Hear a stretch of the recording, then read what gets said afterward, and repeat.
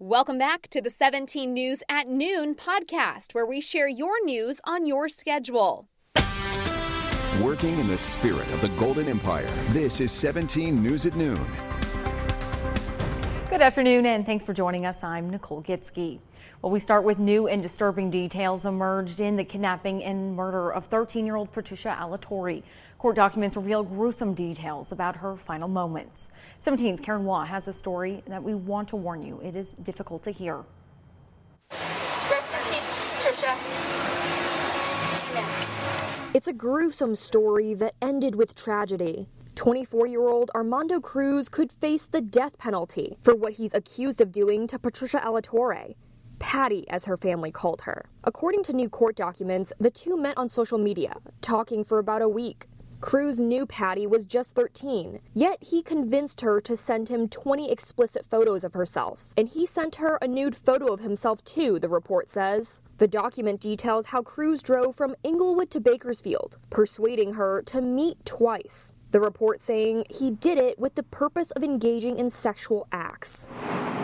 Surveillance video from the night of July 1st shows Patty getting into his white pickup truck, according to Bakersfield police. The report says he drove her around the block against her will as she screamed, then raped her as she continued to scream. He tied her arms with duct tape and also taped her mouth and nose with the intention of killing her so he wouldn't get in trouble, the document says.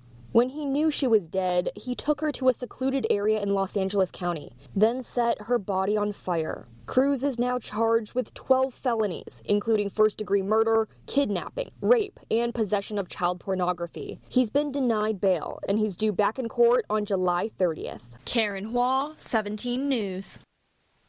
Now, one of the three runaway teens is back home today. Bakersfield police say 16-year-old Brisa Torres was found Wednesday. There was some concern when police said she was last seen getting into a white pickup truck, similar to Patricia Alatorre's case. But BPD made it clear she was not a victim of a crime, and her case has no tie to the Alatorre case. Now, two other teens, Caitlin Kinoshita and Benjamin Sandoval, are still missing. Kinoshita hasn't been seen since 4th of July in Oildale. Police say she may be with a man and traveling in a black two-door sedan. Meanwhile, Benjamin Sandoval is from California City, but his family says he has run off to Bakersfield before or as far as Tulare County. Both teens have medical conditions. If you see either of them, contact the police. Well, the events of this week have shocked the community, bringing up questions of how parents can protect their children. Right now, kids are more active on social media than ever because of the pandemic. Now, in a time where in-person visits can be virtually non-existent, online communication is fully embraced by those young and old. Lewis Gill with the Alliance Against Family Violence says we need to make sure our children are safe while using social media. We need to let our kids know that not everybody has the good intent of just being a friend. He says parents need to become heavily involved with monitoring their kids' online interaction. Parents must know their passwords, must have regular conversations about their posts, and should install parental controls.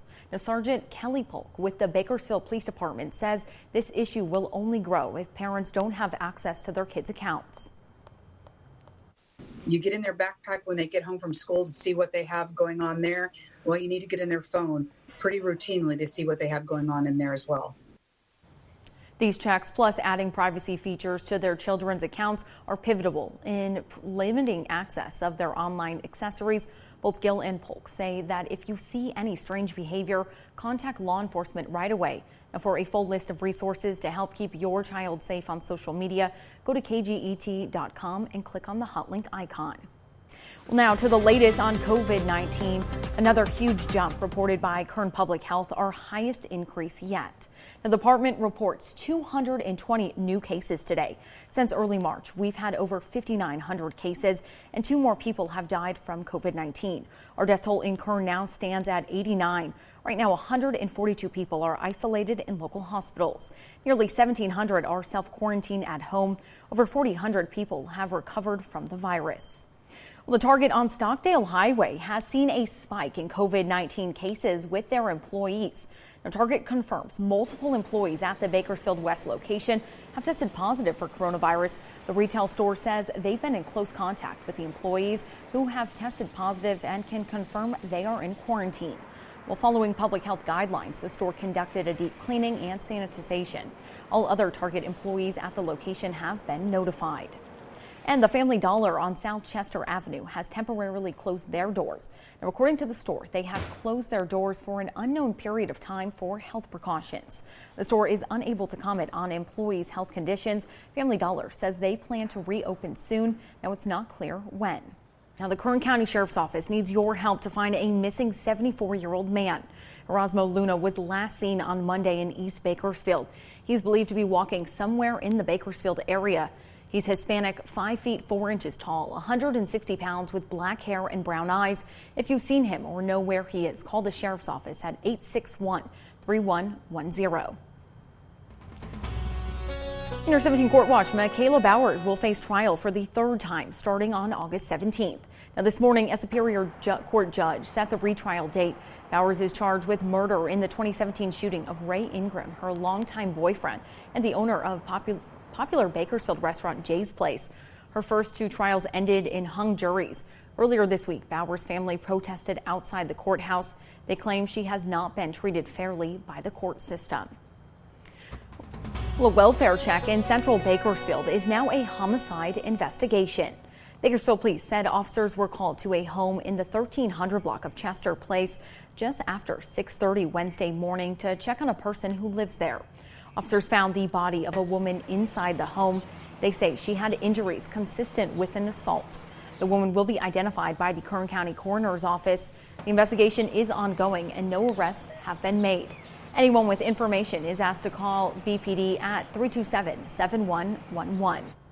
Well, the Kern County Sheriff's Office made a big bust in South Bakersfield, finding marijuana and handguns at an illegal casino. KCSO says they served a search warrant last night on the 200 block of Kerno Lane Road for an illegal casino operation. Now, according to officers, they found 7 gaming machines, over 50 bags of packaged marijuana, and 2 handguns, one of which was stolen. KCSO arrested 2 people on felony charges and issued 1 citation for marijuana sales. Well, a woman is heard after she was hit by a car last night near Bakersfield College. Now, officers arrived to the area of Panorama Drive at Bucknell Street just before 9 o'clock last night.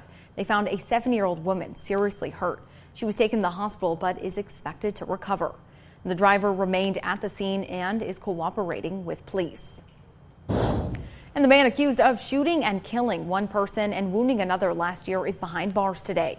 The Kern County Sheriff's Office says 20-year-old Israeli Cuca shot and killed Carlos Venegas in August of last year in East Bakersfield. Another person was hurt in that shooting. Yesterday, KCSO says they served a search warrant at a home on Avondale Drive near the corner of Fairfax and Niles. That's where they arrested him. He faces several charges, including murder, attempted murder, and gang participation. All right, it's another gorgeous day out there. Let's send things over to Kevin. Kevin, right now it is hurricane season, and I know you're keeping an eye on that. And yeah, it is hurricane season, so we've been talking about that. Not a lot happening in the Atlantic, but we are going to be tracking the Pacific as we go throughout the next few days. And as we take a look at the hurricane season for 2020, again, well underway. And I want to show you the Pacific storms. We got Amanda, Boris, and Christina. And Christina is the storm we're tracking right now. So already in the Pacific, we've had 3 named storms. Christina right now winds at 65 miles per hour, gusting to 75, and it is not going to make any landfall. But again, as we head into Friday, we are expecting it to be a Category 1 before it loses steam as we head into the weekend and into early next week. So wanted to touch on that. And again, it's only going to be a Category 1, and some people may think, what does that mean? Well, whenever we see a Category 1, we see a little bit of beach erosion and maybe a few palms off the trees coming off, and we see those winds around 74 to 95 miles per hour. So minimal damage with a Category 1 storm. So whenever we see Category 1, this is kind of what we're looking at in terms of the severity. Let's talk about our current forecast, and we've got, again, clear skies out there. No changes. Our temperature right now sitting at 92 degrees. We've got 18% on the humidity, so dry air mass out there, and we have a south-southwest wind at 6 miles per hour. Here's a look at other temperatures to start off our afternoon. Buttonwillow at 92, 91 in Delano, into the mountains already into the 80s and 90s. Lake Isabel at 90 degrees right now. And satellite and radar showing you clear skies. Still seeing that wind out of the north parallel to the coast. We did see a little bit of morning fog there. That's clearing out as we progress here throughout the day. And I want to talk about also our drought, because that's something as we get into the summer months we're going to have to watch. And right now, Bakersfield, no drought situation, but areas to the north of that abnormally dry, especially up near the Fresno area. And we're going to be looking at some of our warmest temperatures of the season. Nothing on Futurecast, as you can see, coming into California anytime soon. We're going to remain high and dry. Again, it's that time of year we see hardly any rain head our direction. So here's a look at our big headlines. We've got a big warm-up coming and light mountain winds for today. Temperatures will be near 108 as we progress into Monday. And again, I can't stress enough, stay out of the Kern River unless you are going to be with an experienced guide. And with this extreme heat, always remember, avoid direct sunlight, take frequent breaks, stay hydrated, make sure you're drinking a lot of liquids, and limit any strenuous outdoor activities as much as you possibly can. Here's a look at our air quality. And again, we've got that haze out there. Unhealthy for sensitive groups. Your AQI today at 108. Our UV index is high at 11, so make sure you've got the sunscreen on. Temperatures today are going to be near 100, 101 in Bakersfield, 102 in McFarland, 97 out in Buttonwillow. For the mountains in the Kern River Valley, sunny skies, a light wind throughout the day, 87 in Frazier Park. Tehachapi right near 88, and then we've got 90s into the Kern River Valley and 97 out of Kernville. For the desert, the hot spot, Ridgecrest, no surprise here at 105. And California City at 101. Here's a look at the extended forecast, and you're going to see that warm up, 103 on Friday, and then 105 Saturday, Sunday. We peak on Monday at 108, and then you can see by next week a little bit of a cool down for us when we're back near 101. Into the mountains, we're looking at 90s to be back on the board tomorrow. They will hang on until next week. By Wednesday, we'll be right near 88 degrees, and then for the Kern River Valley, we're looking at temperatures near 100 starting tomorrow, and you can see by the beginning part of next week, we start to see a little bit of a change, and by Wednesday, we'll be right near 97. That's a look at your forecast. Back over to you. And Kern Recovers is a program set up to provide forgivable loans through the county to local businesses with fewer than 200 employees. So how's it working? 17's Aton Wallace has a look at many businesses have received funding thus far.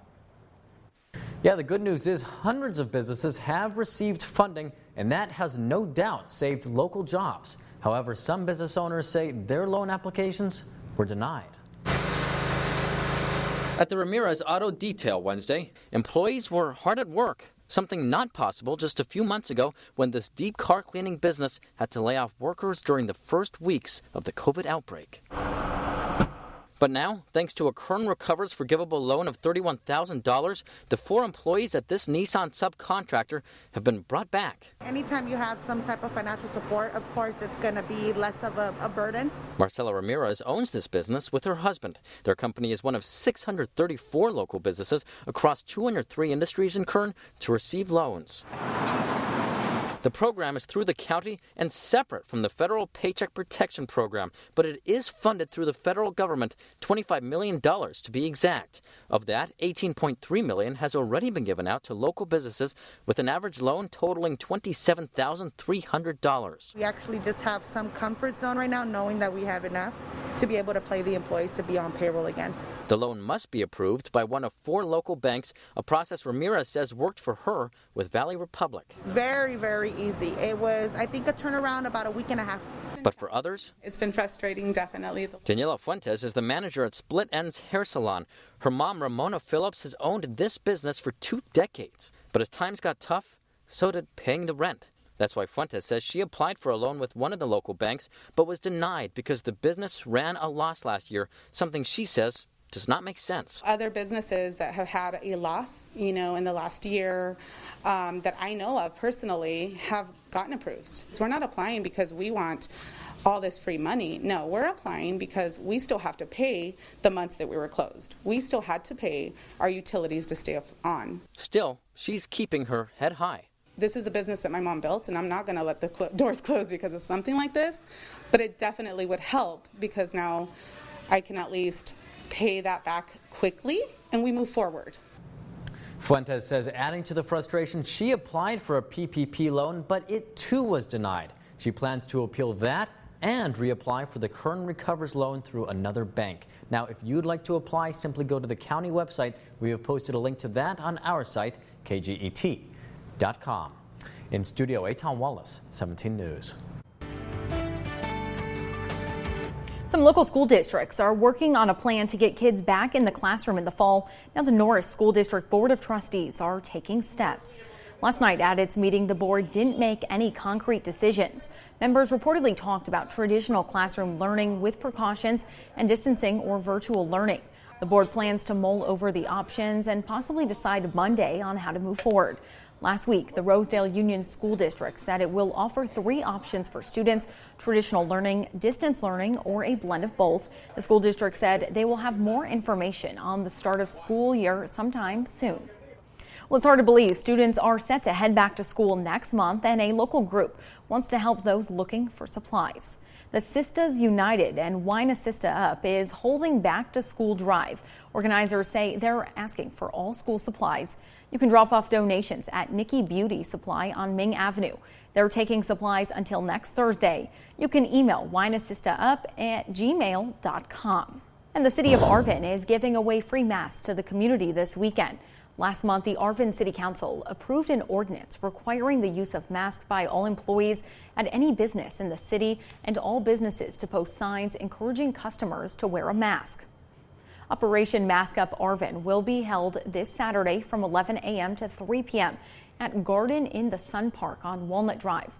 There's a limit of 10 masks per vehicle. The city purchased the masks from funds from the CARES Act.